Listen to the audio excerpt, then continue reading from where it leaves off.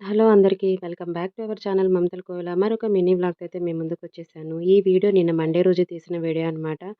ఈ మధ్య అయితే ఫుల్లు వర్షాలు పడిపోతున్నాయి గదండీ! అన్ని చోట్ల అయితే వర్షాలున్నాయి. కాకపోతే ఏంటంటే, ఈవినింగ్ టైంలో ఎక్కువ వర్షాలు పడి నైట్ అంతా వర్షాలు పడటం.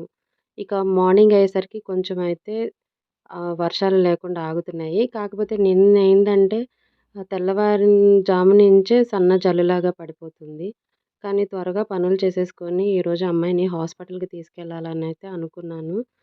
కానీ హాస్పిటల్‌కి తీసుకెళ్ళాలి అని అనుకునే టైంలో వర్షం బాగా పెద్దదయిపోయింది. సో, అందుకని నిన్నైతే హాస్పిటల్‌కి తీసుకెళ్ళే ప్రోగ్రామ్ అయితే క్యాన్సిల్ అయిపోయిందనమాట.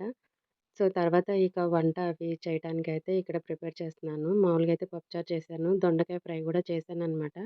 ఈ పప్పుచారుకి పప్పు ఉడకబెట్టేటప్పుడే విడిగా అంటే కొంచెం ముద్దపప్పులాగా పక్కకు తీశాను. ఈ ముద్దపప్పుని. ఎందుకంటే వరలక్ష్మి వ్రతం రోజు కలశం కింద బియ్యం పోసాం కదా! ఆ బియ్యాన్ని పరమాన్నం చేద్దామని అనుకున్నాము. మండే రోజైతే మా ఇంట్లో నాన్ వెజ్ ఎవరు తినరు. సో, అందుకని మండే రోజు వండితే బావుంటుందని అనుకోని నిన్నైతే పరమాన్నం చేశాను. ఇక నెయ్యి ఈ చలికి బాగా గట్టిగా అయిపోయిందనమాట. సో, అందుకని దాన్ని కరగబెట్టాననమాట. నెయ్యయితే నేను పెద్దగా తిననండి.